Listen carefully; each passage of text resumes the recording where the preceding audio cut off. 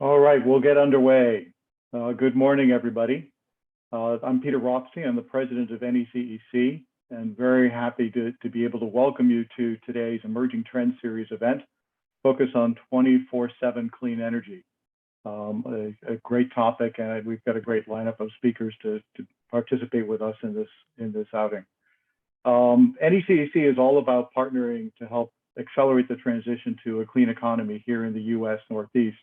And increasingly, we're working and partnering with regions and leaders from around the world who are all trying to share practices as we look for new approaches to a clean economy. And this topic that we're focused on today for this session on 24/7 clean energy is a perfect example of some of the areas of new innovation and new practice and new research. And we've got a great lineup of speakers to share some of these approaches with us today. Where does this all fit in? Over recent years, we've seen many corporations take on climate emission goals and action plans and specific projects, including leading the charge to decarbonization by entering into power purchase agreements, or PPAs, to offset their electricity and energy consumption with renewable resources.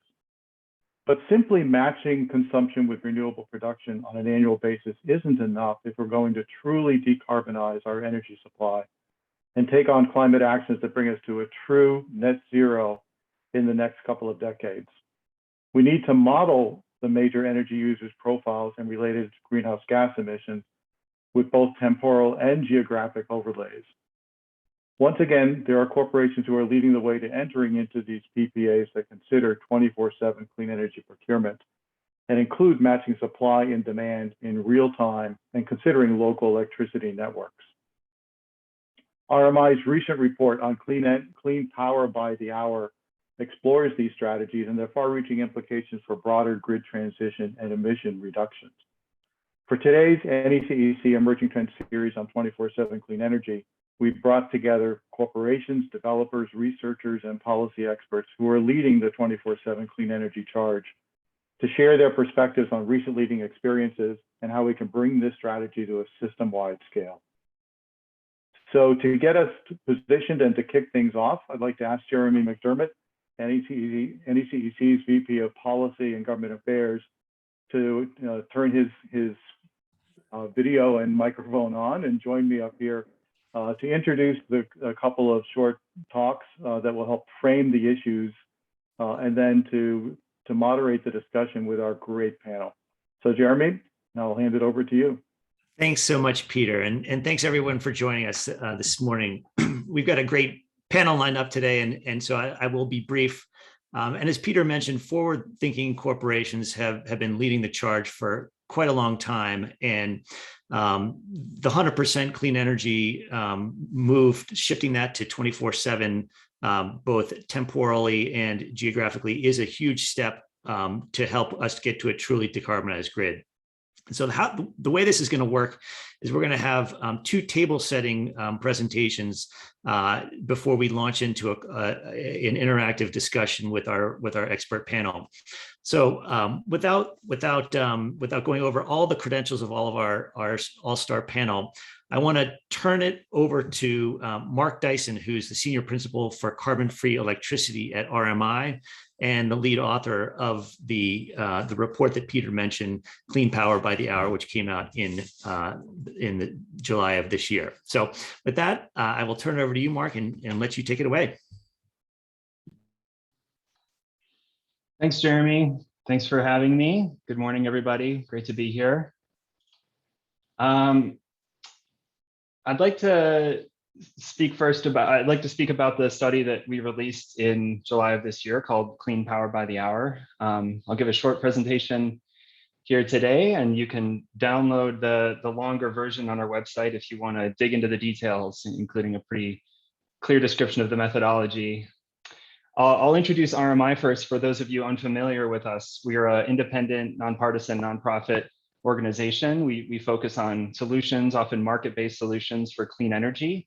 Been around since 1982, started in Colorado, but now have 400 people scattered around the world.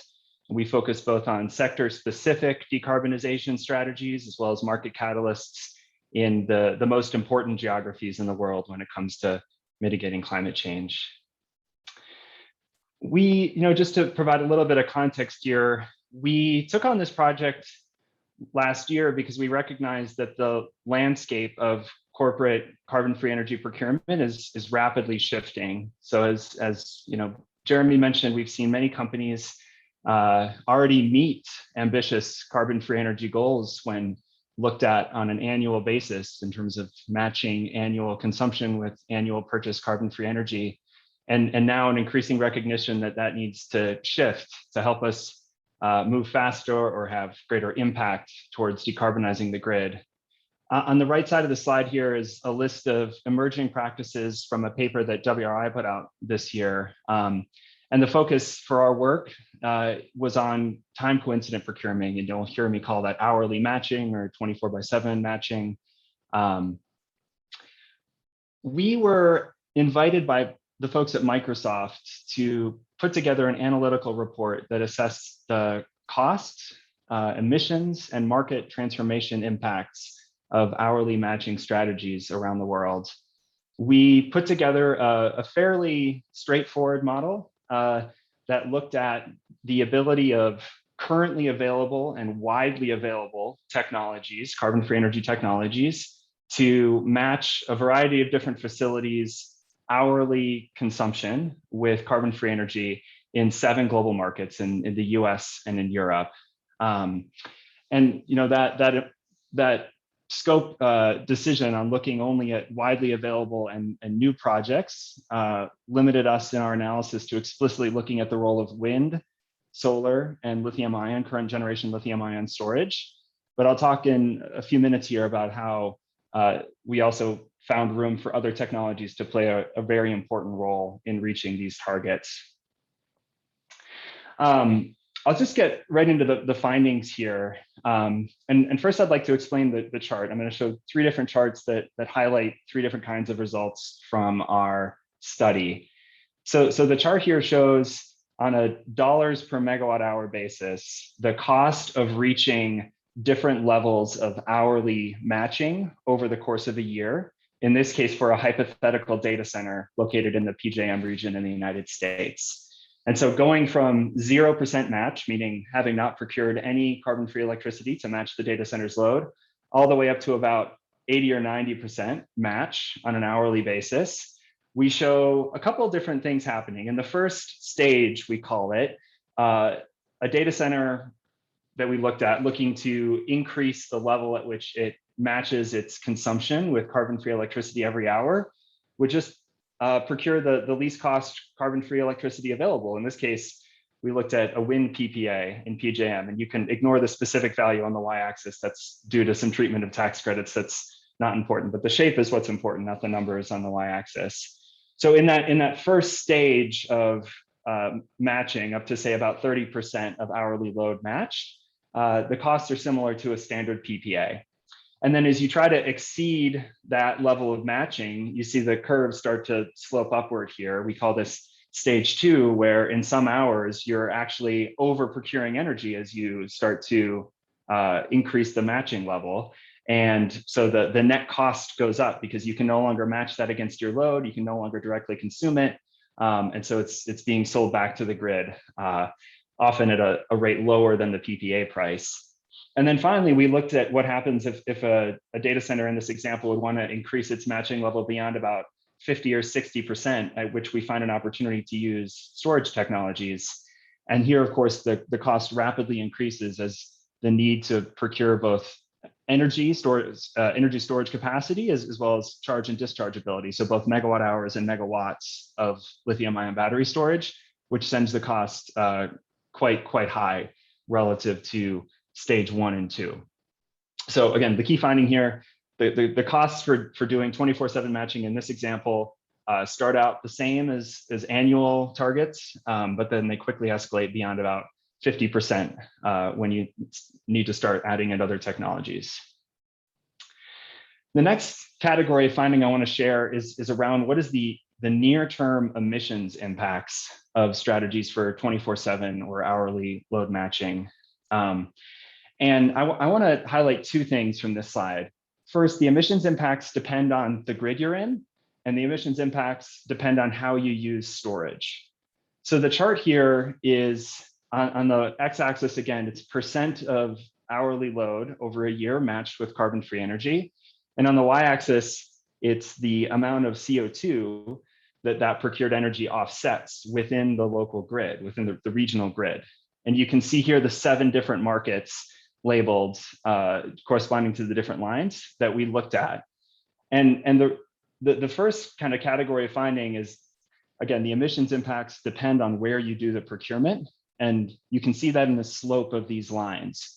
And you can kind of read the slope of these lines as the marginal impact of procuring an additional wind project or solar project or using storage within these different grids. We have SPP, Duke, and PJM in the United States, which are very dirty. They have high slopes here, meaning high marginal emissions rates that you can offset by procuring wind and solar. And then at the bottom, we have California or even Ontario, which have relatively low marginal emissions rates throughout the year. And so procurement of carbon-free electricity offsets less CO2 in those grids. So that's kind of the first finding. It depends on where you are. And then the second finding, it's how you use storage. And so you can see the color scheme here. The green represents the stage at which hourly matching, increasing hourly matching is most cheaply done by procuring energy storage resources. And so I'll showcase the SPP example here, where you see a horizontal green line in terms of emission savings in that first step of storage. And that's because when you use a storage resource, as we've modeled it here, solely to increase the hourly matching level, so only to balance the procured resources against the facility's load, in some cases you actually increase emissions because it's not a guarantee that you're offsetting a higher carbon resource when you're discharging and using a lower carbon resource when you're charging at the grid level. That might be true at the facility level if you're just narrowly looking at a facility's load against a facility's procured resources, but at the grid level, usually something that burns carbon is on the margin, and you don't often save carbon when you just use a storage resource to shift from one hour to another. So that's why you see these flat lines in the chart here in different grids that indicate that emission savings plateau when you start using storage for hourly matching. Of course, there are many more values to storage, emissions and economic, that can be realized if you co-optimize the operation of a storage asset with the emissions dynamics of a grid.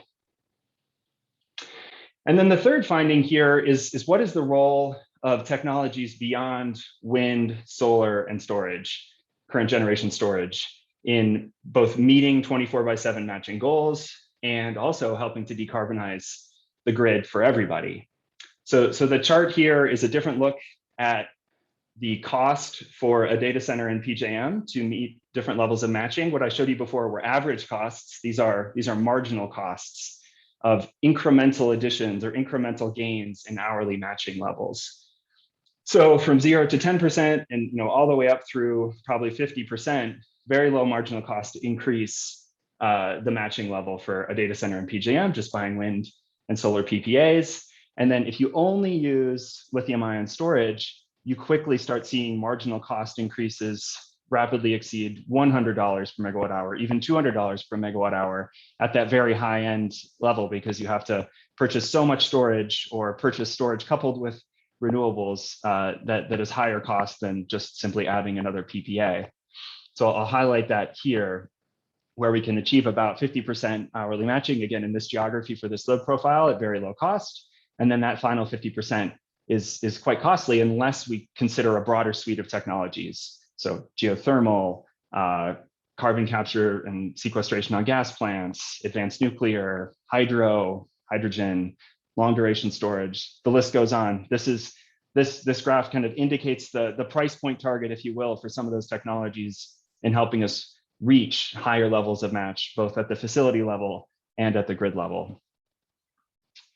So this is the last slide I'll share. In doing this study, and again, there are many more details in our report, we distilled our thinking and recommendations into 3 points that I'll share with you here. First, it's important to match the strategies for hourly procurement to the dynamics of the grid in which they're located.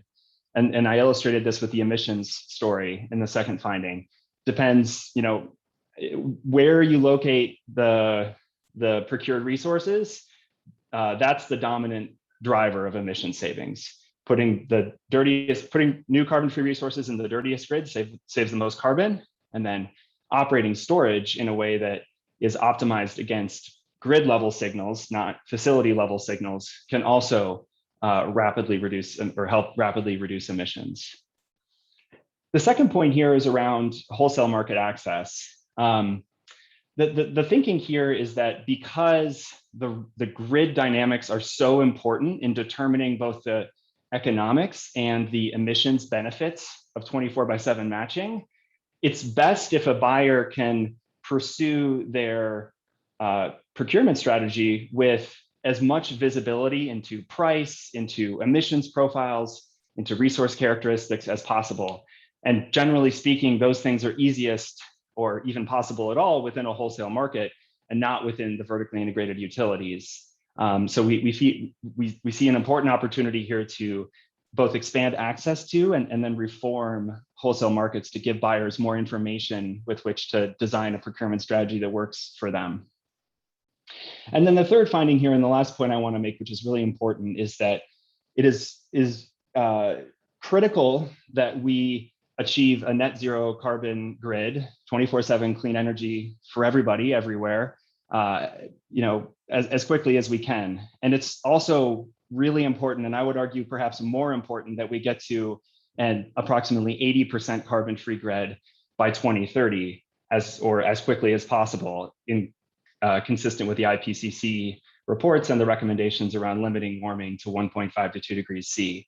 So hourly procurement goals, set for the near term, should also strive to meet the science-based imperative to reduce as much carbon as possible, as quickly as possible, in addition to that North Star goal of a 24/7 carbon-free grid for everybody everywhere.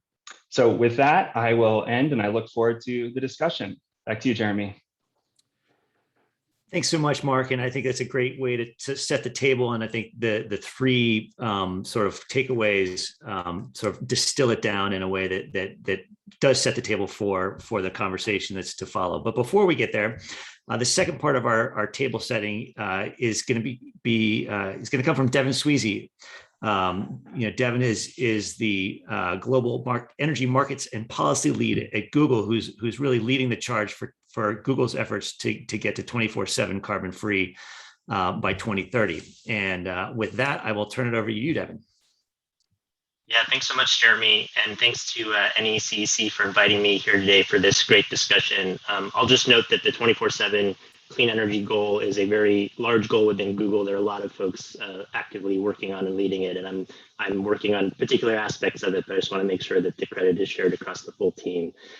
So today I'm going to talk about Google's 24/7 carbon-free energy goal. And I'm going to start with what it means, and then I'll turn to what we see as the benefits to an electricity consumer for adopting these kinds of targets, and then discuss how we are approaching our goal. So if we can have the next slide, please. So first, I want to touch briefly on where we've been that has brought us to this point. So Google has been carbon neutral since 2007, initially through the purchase of high quality carbon offsets. And in 2010, we were one of the first companies to purchase renewable energy directly via PPA structures. And in 2017, we met an earlier goal that we had set to match 100% of our global annual electricity consumption with renewable energy purchases. But we realized early on that while this is a really important milestone, we needed to do much more to fully decarbonize our underlying electricity demand and also work to accelerate decarbonization of the broader electricity grid. So that's why last year we set a goal to, by 2030, match all of our hourly electricity consumption everywhere we operate around the world with carbon-free energy sources on every grid. Next slide, please. So this slide shows one way of visualizing the transition that we're making from 100% renewable energy to 24/7 carbon-free. The bars on the left represent the 100% renewable energy match. What it shows is our global electricity consumption at all of our data centers and office campuses around the world is a mix of carbon-free and carbon-intensive power drawn from the grids where we operate. And to compensate for this, we purchase renewable electricity in a quantity equivalent to our consumption on an annual basis across the globe, so that those two bars match up. By contrast, on the right, the 24/7 CFE goal is represented by what we call a carbon heat map. And the y-axis on this map is the hours in the day, and the x-axis is every day over the course of the year. And the heat map shows for a particular site in our portfolio, the degree to which each hour of our electricity demand is matched with carbon-free electricity. And so the goal is for every single site in our portfolio for this map to be fully green by 2030. Next slide, please. So there are a number of principles that guide our 24/7 program, and I'll go through these quickly. The first is time-based matching, so moving from annual matching to hourly. The second is moving from a global view towards one that focuses on the regional grid where we're consuming power. The third is that our CFE goal is deliberately technology inclusive. And so we think that while wind and solar will play key roles in driving decarbonization, we'll need a broad portfolio of carbon-free energy technologies to most rapidly and cost-effectively decarbonize the grid. So this could include advanced geothermal, hydropower technologies, CCS, low carbon hydrogen, advanced nuclear, or advanced energy storage technologies. And I think Mark and RMI's paper was really instructive in showing the limitations of seeking to only use wind, solar, and batteries for 24/7 CFE. We're going to need more than those technologies alone. Fourth, we try to ensure that through our activities, we're adding incremental clean energy resources to the grid, that we're having an impact beyond business as usual.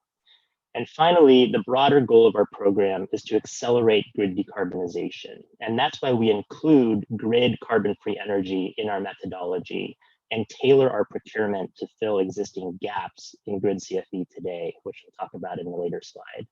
And if you want to deep dive into our methodology, we published a paper in February of this year that provides a very detailed look at exactly how we calculate and measure our progress towards 24/7 CFE. And you can take a look at that. Next slide, please.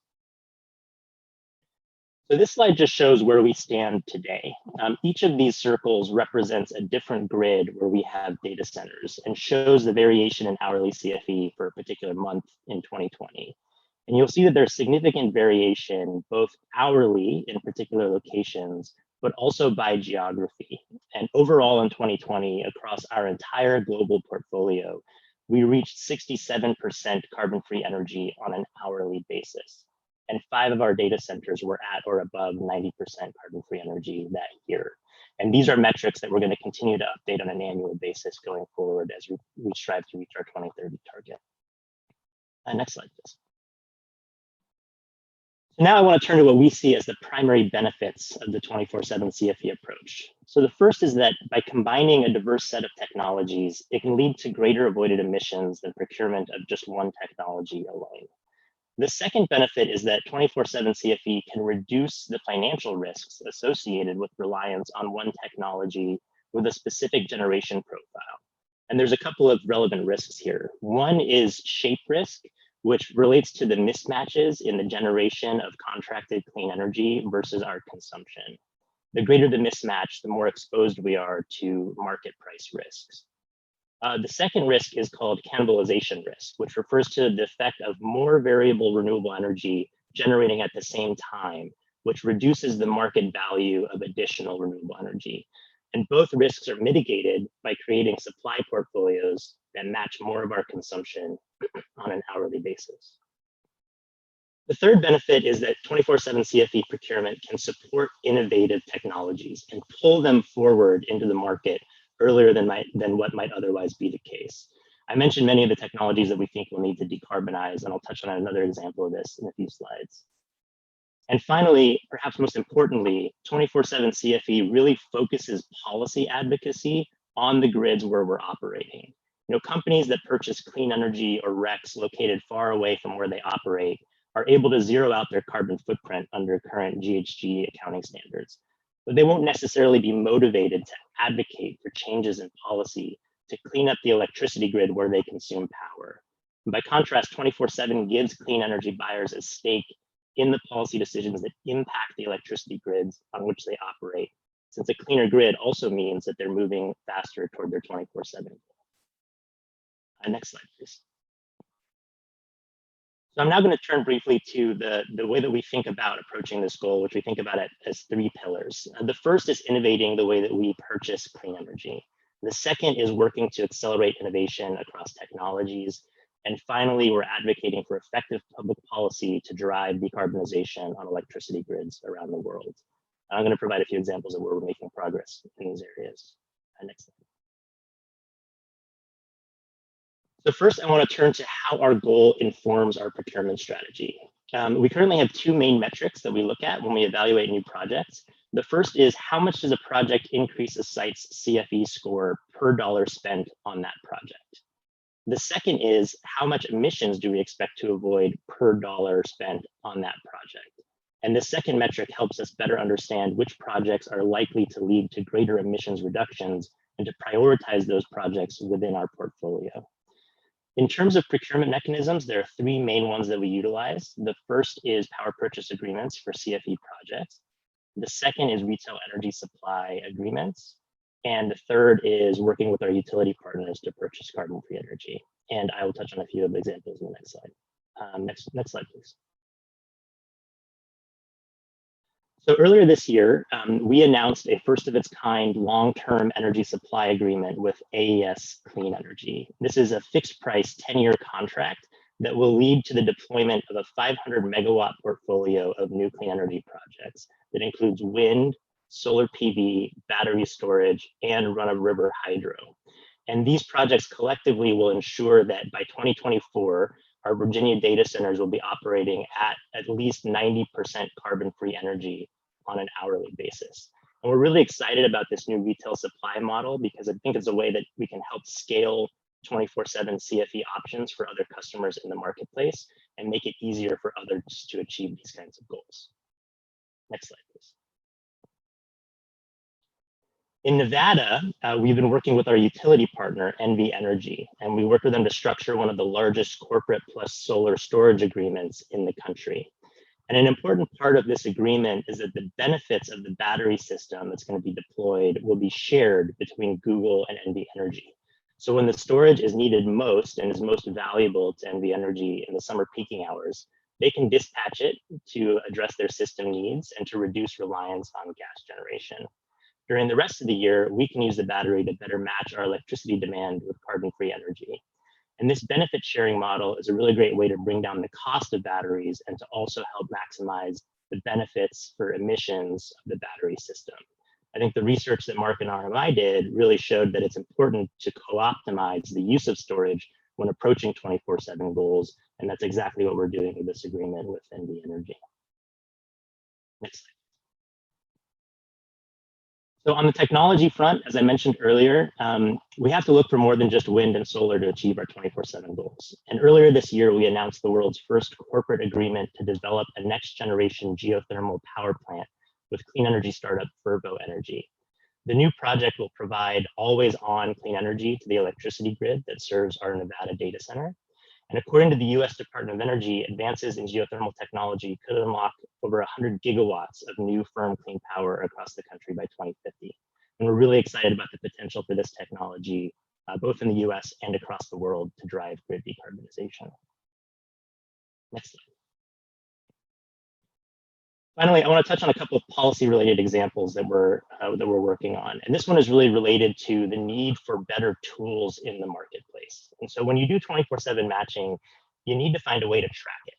And today, the REC standards that we have are not really fulfilling what we need because they're missing a lot of data granularity. RECs are typically issued on a monthly basis and don't provide information about what's happening at an hourly level. And so Google has been supporting both national and international efforts to build certificate systems that can provide new levels of granularity for electricity purchasing that leads to better informed decisions that enhance decarbonization impact. And one example is earlier this year, we worked with the registry MRETS to complete the first ever hourly certificate transaction for clean energy. And there's a lot of really great work happening in this space across the globe. Next slide, please.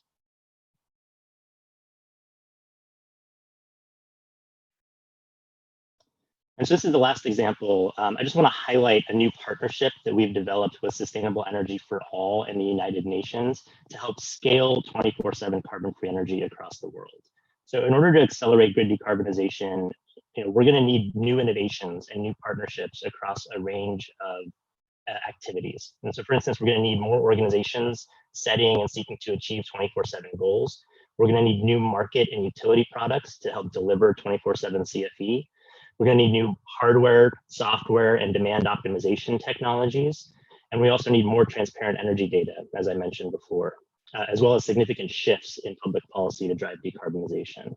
So that's why last month we launched what's called the 24/7 CFE Compact, along with 20 initial signatories, which will is a set of principles and commitments that stakeholders across the energy ecosystem can commit to in order to help drive systemic change and advance 24/7 CFE. So I'd urge everyone watching to read and consider signing your own organization up to the compact, and we're going to be announcing a new set of signatories at the COP Climate Conference in just a couple of weeks. And you can also read more about this at the link that's at the bottom right of the slide, which is 24-7cfe.com. Next slide. Okay, and that's my last slide. Thank you so much for allowing me to present today on what Google's working on, and really looking forward to the discussion. Thanks so much, Devon. And there's a lot to sort of dig into there. And to help us do that, I want to bring in the other panelists who are going to help us sort of shape the conversation and really explore a number of the facets that you and Mark laid out. First up is Jeanette Pablo, who is a resident senior fellow at the Clean Air Task Force, a former general counsel of EFI and sort of long-term energy guru. Next, we have Adam Wade, who's a partner and co-chair of the energy and climate practice at Foley Hoag. And last, but certainly not least, is Alicia Barton, who is currently the CEO of First Light Power after having run NYSERDA in New York and the Massachusetts Clean Energy Center here in the Commonwealth of Massachusetts. So I'd like to bring our panelists in and want to start off with you, Jeanette. And this push to 24/7 carbon-free electricity and the sort of geographic piece of it as well. How it brings into sort of a question around how we may ensure that the transition to clean energy is a just transition, and how we're thinking about equity, both in terms of access and the avoidance of environmental harms for environmental justice communities. So I'll turn that to you first, and then to others to weigh in on how we make sure that this transition is equitable as well as fast. Okay. All right. Thank you. Can you hear me? I sure can. Okay, great. So first, Peter, Jeremy, and Kate, thank you and the Northeast Clean Energy Council for hosting this cutting edge topic. It's so important to our ability to address the existential threat that is climate change.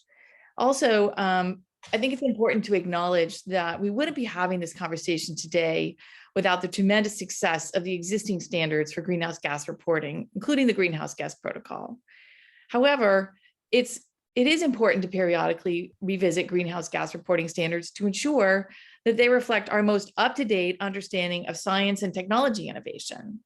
And somebody already mentioned it, but basically with the release of the IPCC's 2018 and 2021 reports, we have a deeper understanding of the science-based imperatives to meet global economy-wide zero carbon mid-century targets. And there's also, at this time, a number of clean energy technologies in the innovation pipeline, including pilot projects that were really unimaginable to me and many of us, I hope, or think 5 to 10 years ago.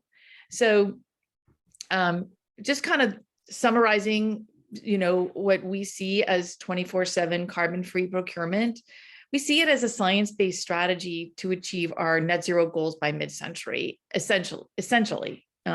Not essential, an essential strategy, and consisting of two components. I like to break things down into bite sizes.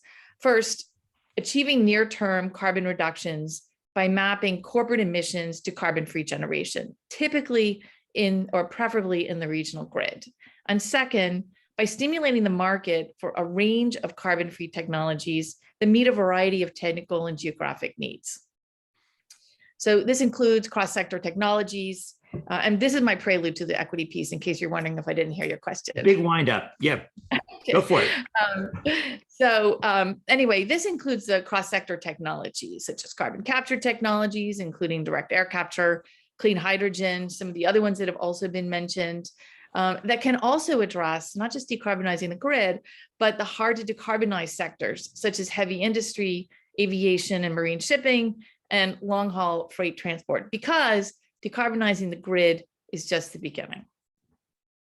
So climate justice, a word about the justice and equity space. There is an enormous interest in this space, unfortunately sort of matched with, I'm only going to speak for myself, but I think we just don't have enough information to understand the space well enough to make policies and in such a way that we're truly achieving the goals that we mean to achieve. So anyway, to that end, Clean Air Task Force started a climate equity and clean energy transition project, year-long project on October 1st, which really is more of a fact-finding project. So we can learn more about the range of communities. What do they need? What are they looking for? How do they communicate with stakeholders, stakeholder engagement, professionals in the private and government sector? And so I'm coming from a place where I think we know a lot less than we need. That being said, to go directly to the answer to your question, climate justice recognizes that vulnerable communities are often more impacted by climate change, having even more impacted or having less resources to deal with them, whether we're talking about island or coastal communities, or with rising sea level, or inland communities with a drought. And those are just a couple of examples. It also recognizes that regions that are responsible for the least amount of greenhouse gas emissions are often most impacted by climate change. And these communities depend upon effective strategies to reduce carbon emissions to reach our mid-century goals. We can't retain outdated or obsolete standards in the face of science and technology opportunities. A second aspect of justice and equity is associated with approaches that stimulate the market for a wide range of carbon-free technologies. This has two benefits, already mentioned by, I believe, Devon, actually by both presentations. It lowers costs. Having a wider array of clean or carbon-free technologies lowers costs in the long term. And second, the proverbial one-size-fits-all is not an equitable approach. Different communities and regions have different economic, geographic, cultural, and other attributes. And not recognizing that is beyond a disservice. So lastly, today's discussion seems to be mostly focused, US focused, but I'd like to step outside our boundaries and say one or two sentences about Africa. Now, that is not to indicate that we don't have some of the most underserved, vulnerable communities in the United States, because we do. But decarbonization debates in sub-Saharan Africa have been technologically exclusive, as opposed to what was stated earlier, inclusive, which is the goal. These discussions are often limited to the deployment of small-scale off-grid systems. This is reflects a fundamental misunderstanding of many aspects of Africa and what many policymakers and finance ministers and et cetera are looking for from the clean energy system. Africa is going to be, soon will be, the most populous continent in the world, with a teeming urban population. Right now, their biggest justice issue, you could say, is access to energy, literal access or affordable access. And Africa is going to need, like many of the rest of us, access to a wide range of clean energy technologies to meet their growing demand and build prosperous economies while addressing climate change. And the 24/7 carbon-free procurement is a strategy that achieves just that. So I'll get off the mic and I look forward to my co-panelist comments. Thank you. Yeah, I mean, I think one of the things that I wanted to sort of hone in on is place, right, and geography, and maybe I'll turn it over to Devon to talk about sort of how Google's thinking about the sort of geography and how it sort of factors into that just transition, which you touch on in the paper, and I know that you guys are thinking about. So I'll do that, and then If anybody else has a comment they want to offer, I welcome it. So Devon, take it away. Yeah, I'll be pretty brief in my remarks. Thanks, Jeremy. So I think, when a really important piece of the 24/7 goal for us and sort of reframing of goals from this 100% sort of national or global view toward 24/7 on the grid where you're operating is really understanding what are the grid dynamics, what are the generation resources on the grid, what are the impacts of those resources in the communities where they're consuming power, including where we as Google are consuming power with our data centers. And so by focusing on 24/7, we're thinking about how do we bring on the resources that clean up that grid faster where we're operating. How do we engage in policy and policy advocacy to also accelerate that? And then also, how do we bring the community along in that process? And so one of the things we're thinking about a lot right now is, as we move forward towards our own 24/7 goal, how are we making sure that the communities where we have our office campuses or we have our data centers are also benefiting not just from our procurement, but from potential projects that we can engage in at the community level to make sure that they are also getting more access to clean power over time.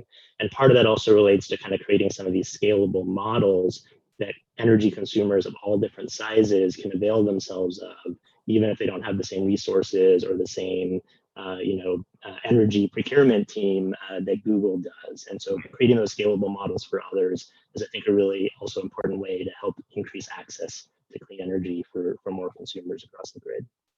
Creating that pathway and showing that it can be done and sort of taking the local piece into account.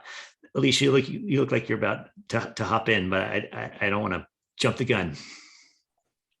Well, I'd be happy to, but I don't want to jump in prematurely. And hi, everyone. Again, Alicia Barton, CEO of First Light Power. And thank you, NECEC, for convening the conversation. This is like a really important topic to bring visibility to. And I think it has been kind of underrepresented in some of our regional policy discussions. Part of the hats that I always wear in these conversations is my current day job hat, which is as a solution provider who's working hard on developing products that hopefully will be able to deploy in partnership with energy buyers like what Google's describing here. And then the other one is as a reformed, I guess, policymaker, and thinking about, the really important connections that both Mark and Devon's presentation drew to, like the fact that you can't do these things in isolation as an individual purchaser and think, and ignore the sort of the broader story around the actual grid impacts and what's happening from a carbon footprint standpoint. So, I think there's some important discussions that need to be had that haven't been raised about how, like, what's the intersection of renewable energy policy as we know it today, which often is kind of, focused on tariff structures or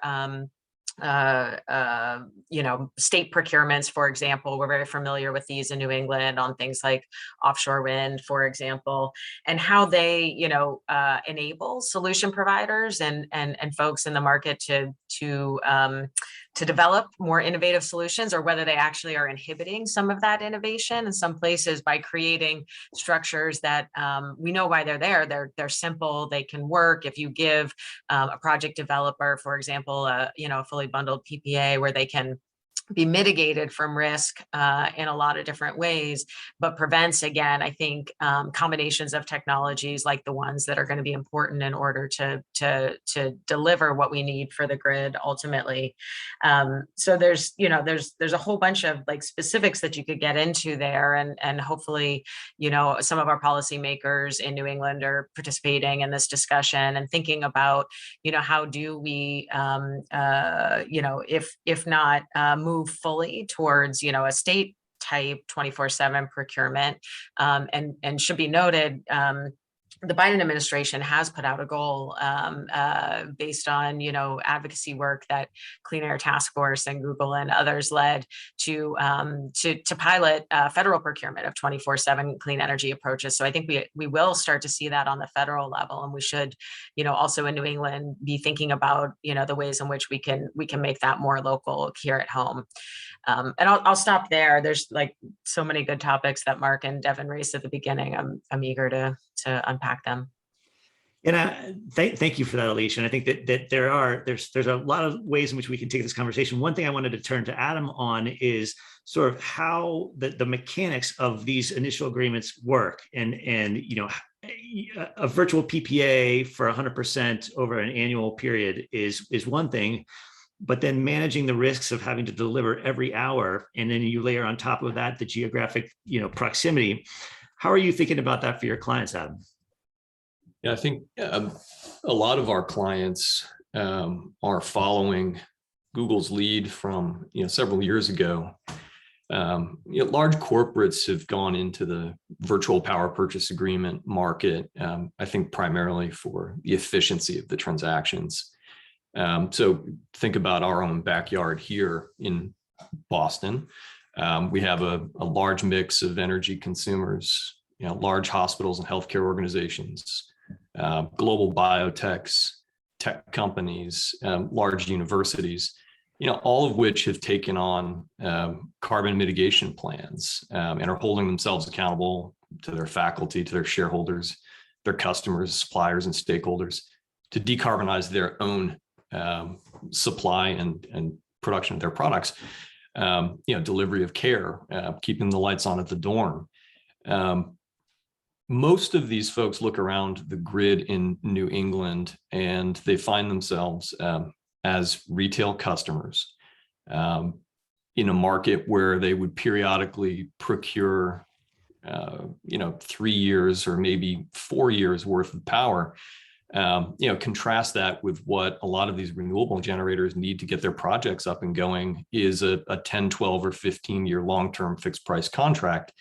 So there's a fundamental mismatch between what generators need to get projects financed and built to deliver the additionality that the grid needs, and what the retail market, generally is predisposed to offer to kind of take that market risk on their own balance sheet, on behalf of their customers, but only for a 12, 18-month or 36-month period. So confronting that mismatch is a big part of doing a deal in the region, and it can be very complicated. And so it sometimes leads folks to do, Jeremy, what you've described, a larger annual commitment to buy, essentially a carbon offset in the form of a renewables certificate, a GIS certificate in the region in Texas or in the Dakotas, in the SPP interconnect or the ERCOT interconnect, because the customers have a large balance sheet, and they can claim that but for their involvement in the project, it wouldn't have been built. And the additionality of displacing, coal generation in the Dakotas, even though you're drawing all your power in the city of Boston, is a really good offset. It's a high quality offset, and as a global pollutant, it really does mitigate carbon emissions. But at the same time, you're at home and you're transacting in the region, through your retailer, and you want to do something to green your own grid. So right now in Massachusetts, as another example, within ISO New England, we have a renewables portfolio standard. We have a clean peak standard. Take that out to 2030, you're probably looking at 35% class 1 RECs obligation for the RPS, and about a 16 to 17% obligation for the clean peak standard. Compare that to the deal that Google just described in their territory in PJM of 90% by 2024. So it's really a question of buyers exercising their power to go beyond what their local market is providing. And I think we're at an interesting inflection point here, where folks who might otherwise have quickly gone out of region and done a virtual PPA in ERCOT or SPP are looking more closely at some hard choices and how to put a deal together within the region. And sometimes that involves working with your retailer and taking on some additional risk. We certainly have clients who have kind of induced their retailers to go long and to enter into a wholesale supply agreement with a particular resource on their behalf. That involves some interesting dynamics of the buyer, essentially becoming responsible for that wholesale arrangement, when usually that's something in the background. But there's nothing that really prevents people in the region from doing a deal, if they are a wholesale market participant like Harvard University or the MBTA. directly with a generator, the issue in our region is so many of these large resources are, rightly competing for long-term contracts with our EDCs, with our distribution companies. So there's a real scarcity of supply for uncontracted resources to do deals like this within the New England Interconnect. But I think, this is really the pressure, and bringing, as Alicia says, some, policy solutions to bear to assist buyers in getting more choices could be a big part of this. So Clean Peak Standard is an interesting kind of step towards that, but opening that up for larger resources may be a useful help along the way. But I think there's a lot of freedom for buyers to do deals in the region, and it really does depend on what their own particular plan, their own circumstance, and existing kind of supply portfolio looks like. So I'll leave it there. I'm happy to get into any more detail on any of that stuff. Yeah, and I mean, sort of brings back the point that Mark made at the outset of sort of balancing the near term sort of, and needed emissions reductions now with the goal of 100%, and 24/7 for a particular region. And I don't know if anybody has a comment or wants to respond to Adam's comments around how he's structuring the deals and the mechanics of it. Devon. Yeah, I can just briefly weigh in. I thought it was a really great intervention and really consistent with the way that we think about it. And, I think that this is where the retail, what we call sort of CFE manager model that I described with the AES deal and PJM, is I think really critical to scaling some of these solutions, because this is an example where there's a retail provider that is that's also very active in the wholesale market, has portfolio of different generation resources that they can manage at the wholesale level, and then sleeve that through to the retail bill if there is retail competition and they're also a retailer, or work with the relevant retail provider to provide that portfolio. And the benefit here is that we don't have to go out and sign our own PPAs for individual bespoke projects to build that portfolio on our own. That risk and that sort of opportunity is provided to or pushed to the retail provider. All of the shape risk, all of the basis risk, all of the risks that you typically think about when you think about a PPA contract are managed by the party that is probably best suited to manage them, which is a retail energy provider that's active in this liquid wholesale market. And so I do think that that is a really interesting model to consider, potentially also in the Northeast region. And then that kind of gets to the question that Adam raised about, term length and risk appetite. And, I think it's always a push and pull between, the developer that wants a longer term to get it to finance a project, and the buyer that wants a shorter term because they think they can get a better deal, 5 years from now. And I think this is where, particularly for smaller customers that may have less risk appetite to sign a 10 or 15-year deal that's going to allow these projects to get financed, this is where we should start to think about, what are the aggregation models to bring together different sizes of load, different risk appetites into sort of one pool of demand that can serve as the counterparty for some of these agreements and get these projects financed.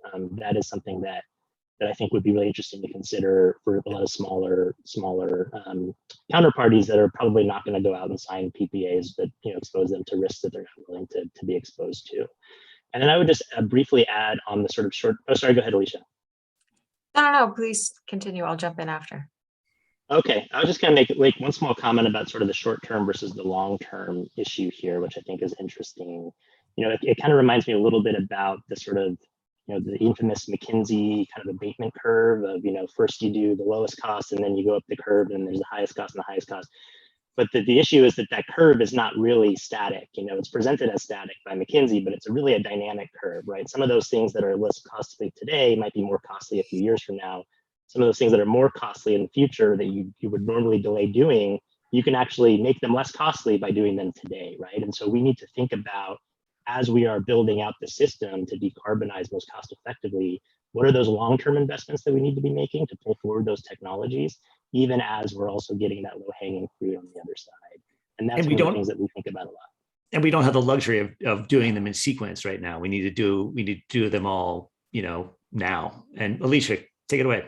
Well, yeah, so I really agree with all of those comments, and Devon, that again, the examples that you guys are pioneering, I do think have a lot of applicability, in New England, to the to the exact points where you jumped off of Adam's comments, but I would also say, I think there is room for a bunch of different models here.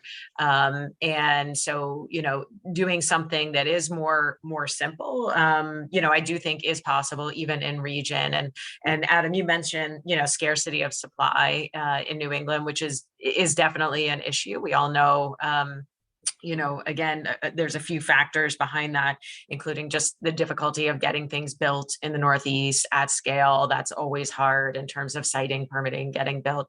We also know that there is, again, a lot of the larger projects are contracted to the EDCs in a very, again, fairly rigid format that doesn't allow those same resources to participate in other services that they might provide to other customers. But even taking those things as challenges, I would say, we do have an ability to start to have customers drive the market side demand for the products, just as like Google is doing. And I think that then service providers like my company, First Light, can respond to that and come up with creative solutions. In the slide that Devon showed earlier, it's I think helpful visually just to see he was showing sort of a baseline of run-of-river hydro and then adding solar and wind contributions and battery storage contributions on top of that. That is something that actually is totally possible to do in region in New England. My company is doing that. Again, we own hydro assets, and we are developing, a pipeline of storage and battery storage and solar projects to at those same sites that can be delivered in combination to a customer that has a buying appetite for firm and local renewable energy to have to want that product. But again, I think that's where Google and their coalition on 24/7 carbon-free energy is making a strong case for why that has really strong benefits. And we can get into like the challenges that creates for a service provider. We see new risks that are very different than the risks that we've navigated in the past. So right now we work with lots of customers on wholesale PPA offtake, and those are simple structures. And we understand them, and we would be subjecting ourselves to new risks in a new structure like these bundled offtake opportunities. But that's a conversation that we should welcome. We do welcome, and I think other renewable and storage project developers should be welcoming as well to engage with customers in the region about what is the art of the possible here, and this industry has had a tremendous track record of innovating. I mean, you guys were just talking about technology innovation and how to pull forward some of that. It's no different on the business model side. We need to accelerate those conversations and give ourselves a reason and incentive to be creative and not just default to, again, standard PPAs that we've been using for the last 10 years or so. Before we turn to the policy conversation, I want to bring Mark back in and talk about sort of where he's seen where he sees the technology growth. The RMI report focused on wind, solar, and current day storage, but where among the new technologies that are sort of emerging, do you have the most hope? And then I think want to have that conversation with all of you before we talk about taking the 24/7 procurement model to a 24/7 policy model. Yeah, thanks, Jeremy. So there's a category of technologies that have been pretty well addressed in the literature and increasingly by technology developers and project developers.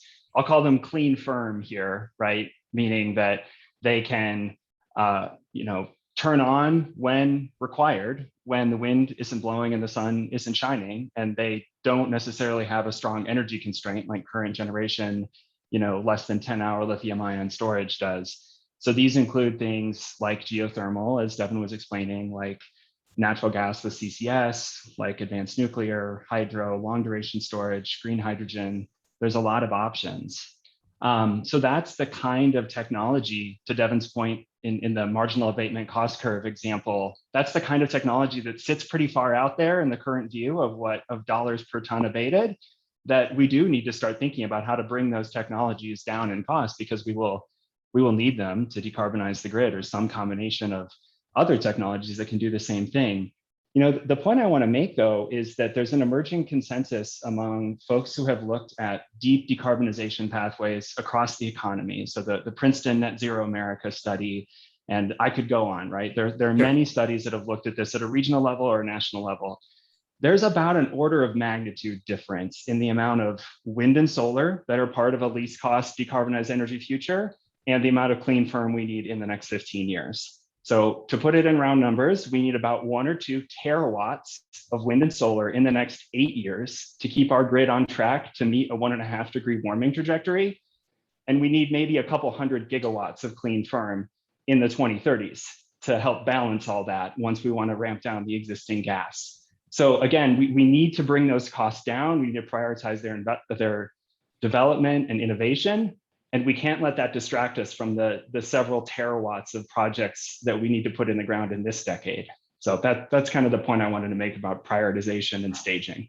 So wind and solar are going to be the sort of the biggest chunks, and then there's a certain amount of firm power that needs to complement that. But really, don't lose sight of the fact that the bulk is going to be in wind and solar.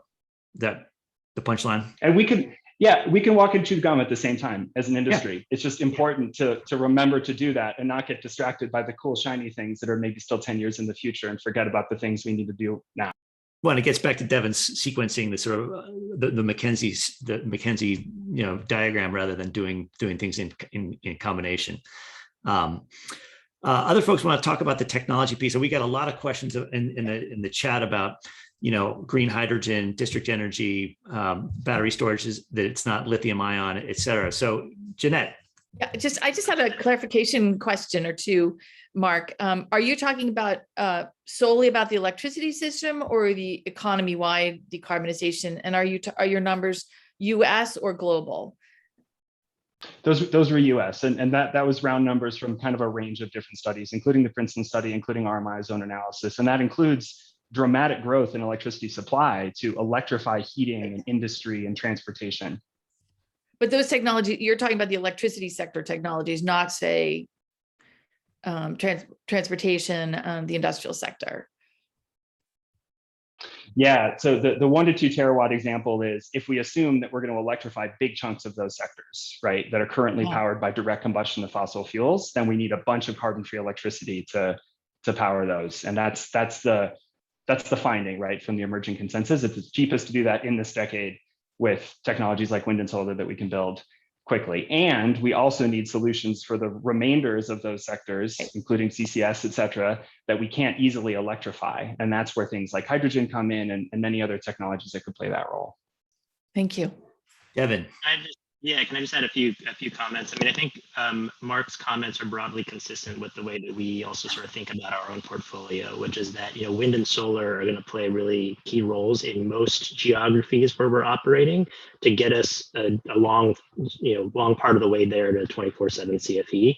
But that at those high matching percentages, or depending on very challenging geographies for wind and solar, like for instance Singapore, where we have a data center, or Taiwan, where we have a data center, where wind and solar just aren't going to scale at the level necessary to decarbonize the system the way that they could in other places, we're going to need other solutions, right? And so I do think it's very much a both and sort of, instead of the sequencing, we need to be doing both simultaneously so that we build out the technologies that we know we're going to need in the future now to drive them down the cost curve, as well as continuing to deploy as many low-cost variable renewables where they're cheap as we can going forward. So definitely a walk and chew gum at the same time situation that Mark mentioned. So we got about 20 minutes left, and so we're going to turn to questions from folks who are tuning in, and I want to encourage folks to put their questions in the Q&A box. But I do want to turn for a second to the sort of policy solution, because as has been identified, it can't just be a voluntary system where corporations are who are thinking forward, are blazing that trail with nothing behind it. So how do we get to a 24/7 policy platform, and should we? I guess is the presumption there.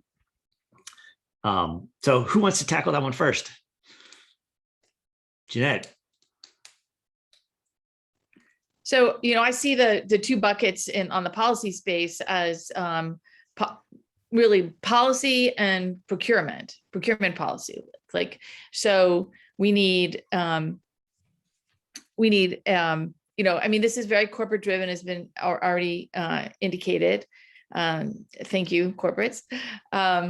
But there's a range of standards, not just the voluntary standards, but federal and state standards that need to be modernized. You have the Securities and Exchange Commission Climate Change Disclosure, the Federal Trade Commission Green Guides, which are principles for environmental marketing claims, and you have the EPA Green Power Partnership Rules, which define kind of the minimum use of defined green power. So updating or modernizing those standards throughout the federal government and states would be incredibly valuable. The second one is procurement. The federal government is the largest electricity buyer in the world, and states are also major electricity buyers. So if they adopt this effective climate strategy, then I think you're creating a bigger market, which means a faster market, and more access. So I'm interested in hearing my co-panelists' comments, which I think they'll be a little more pithy, but that's my survey. Thank you.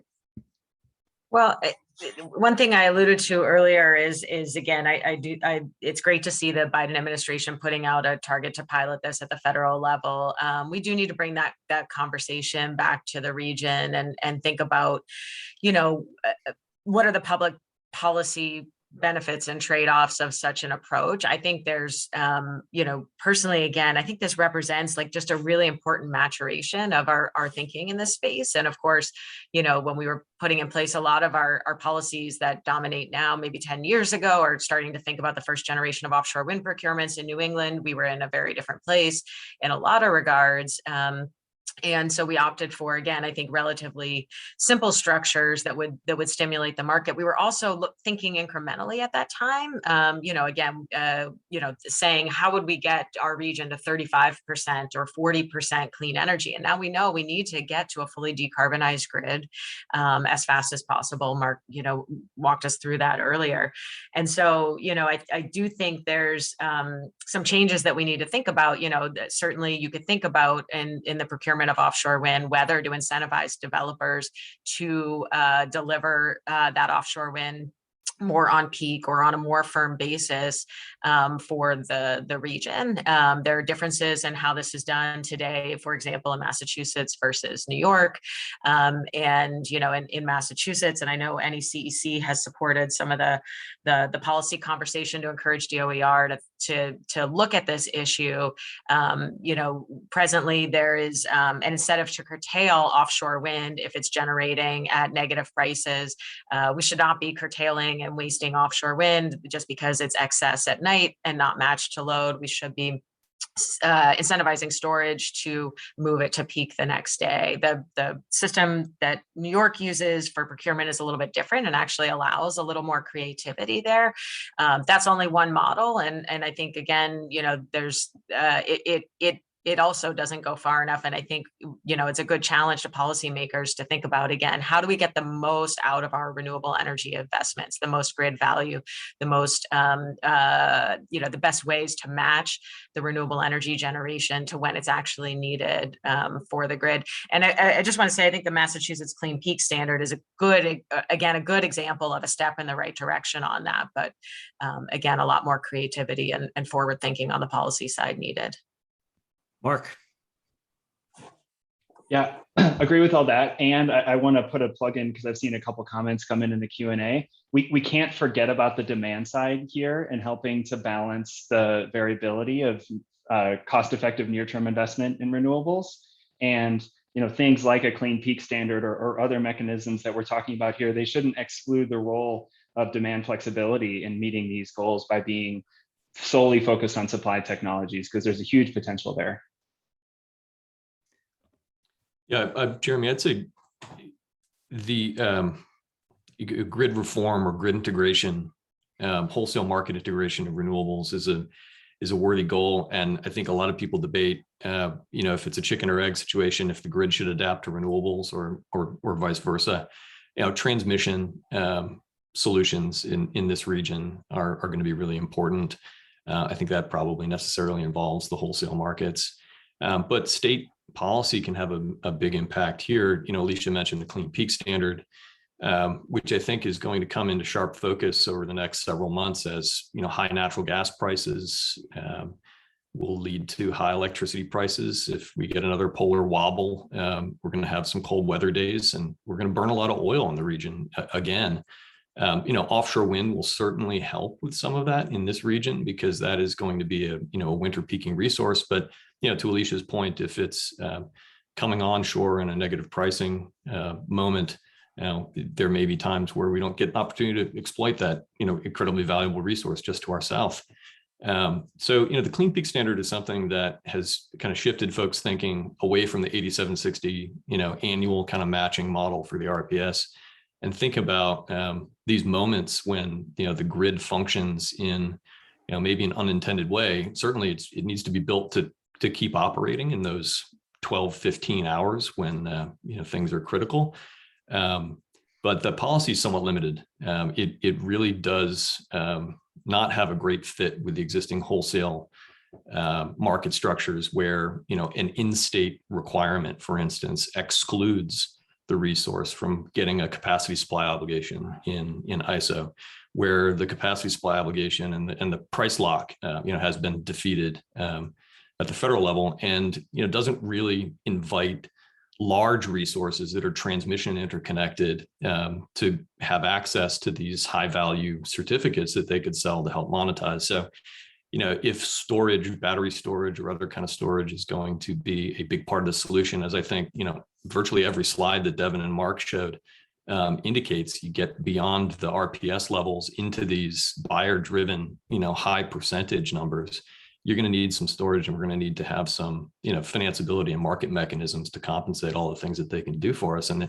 that still remains an elusive goal. There are certainly a lot of plans for developing storage, but the go-to-market solution is not quite as clear as, say, winning a competitive procurement with one of these states. But why not just create a 100%, timestamp RPS? It's a great idea. I mean, like a No, I mean, again, I don't actually, and I'd be curious, Devon, maybe I know you've been working with this international coalition that's kind of working to bring visibility to some of that. I'm not aware of any models actually for time credited environmental attributes, but I think it's absolutely where we need to go. There's a number of reasons for that, again, kind of inherent in what we've been talking about, and it's not going to be easy. I think to make it parochial for New England, we have an opportunity to think about that if the Forward Clean Energy Market concept that's being discussed goes forward. You could make that more granular in terms of time differentiation of the value of the certificate that you get. So generation on peak gets a higher credit than generation off peak. It's a simple concept, a lot of details to implement, but we're very far away from, a lot of these things in the region right now, which is why I'm kind of, pushing and urging that we start to confront some of these issues. Devon mentioned the work they're doing with MRETs, again, to kind of pilot visibility. We don't have hourly visibility into the grid mix in New England. So as a large scale storage provider, I can't actually tell you when we're charging our batteries today, our pump storage or lithium ion batteries, what's going into the battery. It's just not granular enough. We only get, rougher percentages on larger time scales. So you can kind of do like an annualized, it should net out to this. That's going to be really insufficient for where we need to get to actually understanding like our carbon footprint in that more refined way. I just add really briefly, I fully agree that, time-based or hourly RECs are a really important tool to provide greater visibility to what's actually happening on the grid, as well as certification for, both 24/7 claims, but things like Alicia was just talking about, charging and discharging batteries, and is it actually coming from a clean source or not? So I do think that's really important to really scale across various REC registries, various parts of the country. And as she mentioned, we're working with this international group called Energy Tag, which is seeking to create an international standard for what these certificates should look like, so that that could then be adopted by entities around the world, including in the United States. The other thing I just want to touch on briefly is there's actually an example of, you mentioned, Jeremy, time-stamped sort of CES or RPS policy, or do we need to move in that direction? There is an example of a bill that was introduced in the California legislature to essentially turn the CES into a sort of hourly deliverability CES with a time-based element. It didn't get passed. We were not involved in that legislation at all, but I think it's an evidence of sort of the interest in moving beyond these sort of annual, clean energy matching or RPS commitments towards more of an hourly approach and deliverability approach. And then the last thing I'd say is, in addition to things like clean energy standards, I think are really incredibly important, both at the federal level and at state levels, to driving progress, and we're supportive of that. We need to be thinking about a lot more policies in our toolkit to push technologies into the marketplace, to make sure that we're maintaining existing carbon-free energy on the grid and it's not being retired earlier than necessary, to develop new technologies, to expand and enhance electricity markets. Mark mentioned wholesale electricity markets. We also see those as very critical for expanding access to clean energy, balancing variable renewables across wider geographies. There's still parts of the country today that don't have those markets. And so we need to work on pushing on that issue. And then just very briefly to touch on what Jeanette mentioned, empowering energy consumers, right, with the information they need to have higher impact, be that these time-based certificates or updating these standards for carbon accounting to really reflect what's actually going on, and making sure that customers can tailor their decision-making to drive real impact on the grid. You just sort of identify like 6 things to unpack right there, and I'm going to turn it to Mark to pick whichever one he wants to respond to. Well, no, I'm going to introduce a whole new one, Jeremy, because we're just adding items to our policy wish list here. So why not add one more? I mean, we can dream. That's what we're here for. So I think if we zoom way out, right? Carbon is the problem. Carbon is the problem that we should be solving for. So in addition to thinking about the role of time-based attributes and deliverability requirements and all these other great ideas, why don't we also think about the ability to tag RECs with carbon, not with time, right? Because not all RECs are created equal. A REC from a wind turbine in SPP that's getting curtailed 20% of the time is not that beneficial when it comes to carbon. A REC from a wind turbine or a solar panel in North Carolina that's offsetting coal almost all the time is incredibly valuable, right? So there's an opportunity here from both a location and a time perspective to tag RECs, not with whether they're delivered and what time they showed up, but also with their carbon value and their emerging technologies and approaches to do just that could be made better with policy. That was a great point. I just want to say, I think that's awesome. So carbon tag RECs. Yeah, I mean, it's right now, if let's say you're a counterparty to a virtual power purchase agreement with a wind resource in SPP, you get your megawatt hour generation information. You maybe get data from the seller you're in a contract with to tell you when they generated, what hours it was coming off of their their data system. And then you look at an EPA database to understand the carbon intensity generally of that entire grid, which does not give you the granularity that you would get in a 24/7 kind of market right now. If we're identifying the barriers, right, the sort of the data and the technological ability to have that sort of granularity is going to be a big wall to break through. But I think we need to address that. And I think we need to have the vision first about where we need to go, and then sort of knock down the barriers along the way. A lot of questions about hydrogen in the chat, and wanted to just sort of ask very quickly where green hydrogen fits into the overall mix. Is it in that sort of that couple hundred gigawatt hours that are gigawatts that Mark mentioned earlier, or is there a brighter future for green hydrogen? Rapid rounds. We're going to try to hit a couple things before we adjourn. Small but perhaps important role in power, very large role in industry that, depending on pricing, could be transformative. Jeanette can speak more about this than I can, I'm sure, given the focus of some of. Well, Yeah, I'm very keenly interested in the potential of green hydrogen, and also curious about the pathways to get there. We've got your infrastructure and then you have your green part, but certainly for the hard to decarbonize transportation and heavy industry, I'm excited actually about both CCS on those sectors as well, and not the transportation, but heavy industry as well as hydrogen. You never want to have just one egg in your basket. Yeah, I would agree. My experience in hydrogen has been focused on transportation sector. California's low carbon fuel standard has been a real catalyst towards building out a hydrogen fueling network that auto OEMs have embraced and assisted in getting up and going. Single passenger vehicles or limited duty vehicles can be powered on hydrogen, but a lot of port infrastructure, rail, shipping may be the real opportunity. So I guess you do see opportunities in maybe mitigating some of the costs that you would need to electrify transportation or electrify buildings with a fuel like hydrogen if it's injected into a fuel pipeline that can be drawn from using existing infrastructure. So just tremendously interesting.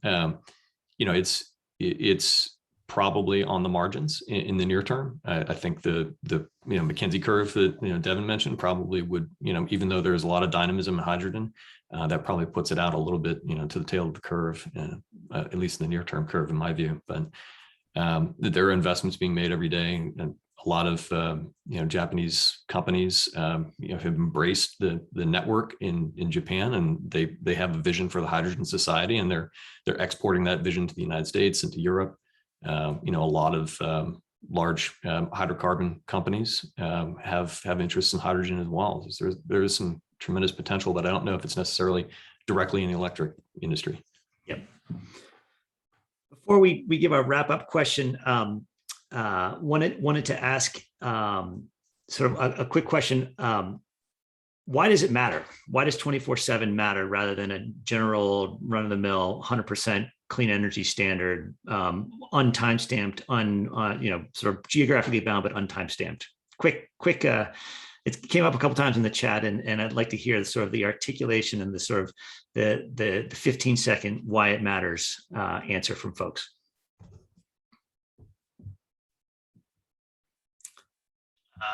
I guess. Well, Devon had a whole slide. Oh, sorry, go ahead. Yeah. No, I mean, I think the way that we think about it is it matters because we need to make more progress than we're making now, faster, right, in terms of decarbonization. And this is one path to doing that on grids where you're consuming power, in our estimation. The second is we need innovative technologies to solve the broader decarbonization challenge. And 24/7 helps incentivize those technologies to bring them into the marketplace, which I think is critical and is missed in a lot of the 100% renewable energy sort of discourse. And then the third is, you're talking about understanding sort of the physical reality of the grid where you're consuming power, and how do you clean that up, and how do you engage again. I'm going to kind of turn back to the policy advocacy piece of this, building the partnerships and the policy advocacy to drive those grids to zero as fast as possible. And to me, 24/7 really orients activities in that direction for a buyer on a particular grid. I think for all those reasons, it's a really important way to think about the problem. Maybe it's helpful to kind of give a negative counterfactual if folks if we don't move in this direction. And so and again, getting to some of the challenges that are parochial to New England here, and thinking about the hypotheticals Adam was raising earlier of, you've got, let's just take an unnamed large academic institution, and they are claiming to be 100% powered by renewable energy, but they're really buying RECs from Texas wind generation. And then imagine that it's not just one university, but it's, a large segment of CNI load in New England decides to, sort of look at REC purchasing, from out of region, potentially, maybe some of it's in region, again, not matched to their actual load. What we do in that instance is we really lock in a system of building projects in some other places, and maybe one day we'll get transmission to help reduce the challenge of getting that power into region. But we will lock in that development of renewable energy in some places, and also reinforce like a fossil fuel fire backup system that we become entirely reliant on far into the future. We know our decarbonization imperative is that we need to like get to a decarbonized grid so we can decarbonize transportation, buildings, other sectors as well. And if we decide to do that in a suboptimal way, again, we may only get ever to 70%, and the last 30% is going to be fossil. And just to bring it back to the equity question you asked at the beginning, Jeremy, think of the neighborhood nearby that university that is claiming to be 100% renewably powered with Texas wind, and there's a peaker sited in that neighborhood, and they're living with the air pollution needed to actually keep the lights on at the dorm, while there's a claim that we're somehow 100% renewable energy power. That's why this matters, in my opinion, is to avoid outcomes like that. Well put. Yeah, I'll build on that. I mean, for me, the most important so what here is advanced technology and making room for things that we know we'll need. We need to skate to where the puck is going to be, right? To use the old hockey saying, not where the puck is today. And so setting targets like this and having motivated folks on the buy side and the policy side that can put momentum behind these new technologies and policies to make it happen is important. So I want to bring us home here, and we're going to imagine a world where we have the Mark Dyson 100% clean energy standard with time-stamped, carbon-stamped RECs. What is, from each of you, I want 3 or 4 words about what is the first next step that we need to do to get there in time. And I'm just going to go down the line. And so, Devon, you're unlucky, so you have the least amount of time to think about it. Devon, the next step. Yeah, I think that the first step is really just getting a handle on the data, right? To really give access to a granular hourly understanding of what's happening on the grid on an hour-by-hour basis, and then building the systems to certify that so that people can feel confident that they are actually purchasing clean power when they say that they're purchasing clean power, when they need to purchase clean power in order to drive towards that standard. I think there's still a lot of progress that needs to be made on the data transparency and access side, but I think there's a lot of work happening to make that happen. Ada, Jeanette. Modernizing the greenhouse gas protocol. It's a voluntary standard, but it's the global standard. And I understand they've started talking about that, but the process is very long. So, but that's a massive public education, corporate education, and policy education opportunity if they achieve it. Adam. Yeah, I'm going to be a bit vague. I'd say anything that really enhances buyers' market power in this area. So aggregating buyer demand and letting them have more transparency and transactability.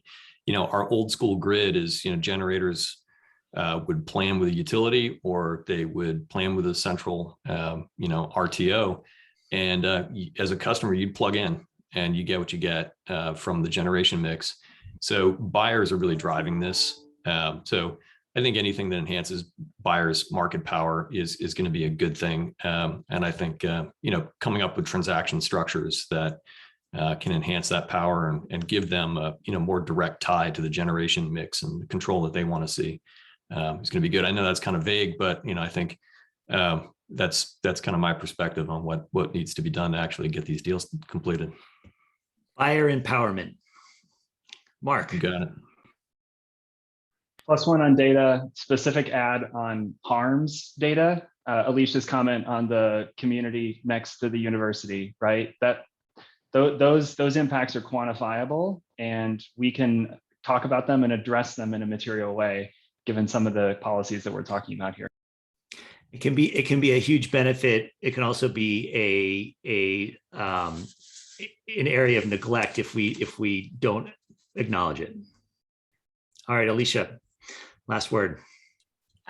Well, lots of great comments. The next thing that we need to do is just raise our level of ambition, I think, and again, recognize that this is the next iteration of policy, of corporate procurement of all of these topics that we need to get to because of the imperative, the timeline, that is not in our favor, and the potential harms again that Mark was just talking about, and on the equity side, we've got to collectively challenge each other. We got to challenge buyers to be more creative. Adam made some good points. We've got to challenge service providers like companies like mine to be more creative in what we offer to Google or offer to Adam's clients. We've got to collectively raise our level of ambition here. Well, listen, folks, this is a great conversation, and I think we could probably go on for another hour. I want to thank you all for your time, and thanks, folks, for tuning in. A huge shout out to each and every one of you. It's a great topic that requires a lot more attention, and we're going to continue to push on it. Thank you all, and I want to turn it over to Peter to bring us home. Thank you, Jeremy, and thank you, everybody on the panel. Great discussions, as you just said, Jeremy. And so timely, so relevant to everything that's going on, both here in New England and the Northeast, but also in so many other regions around the world. These kind of topics and connecting these topics to and politicians, partnerships is the day job at NECEC, and we hope that everyone who's on this joining this event today, if you're not already a member company or a partner, reach out and let's figure out how we can work together to make this stuff happen faster and more thoughtfully. So thank you to everybody on the panel. Thank you, Jeremy, for hosting, moderating a great discussion. And Kate, if you bring up the slides for a second. I just want to remind people about a couple of upcoming events. First of all, our Green Tie Gala is a two-part affair this year. The virtual gala coming up on November 18th. You can access tickets from our website, necec.org. Part 2 will be the in-person gala coming up in March 23rd of 2022. Put that on your calendar and watch for the announcements on tickets there. And then we also have the NECEC annual meeting coming up. This is a member company event, but we take a lot of ideas such as the discussion today and weave that into priorities for 2022 on the policy front, the innovation front, the partnership front. So please look at that and please join us. Please be a member to join us. And as we wrap up, as we finish up here, you're going to see a survey coming up. Please take a moment and respond to the survey. Your input helps us make sure that we're planning things that really matter and have lasting impact. So watch for the survey, please, and please join us again soon. Thank you all, everybody. Thanks for being part of us.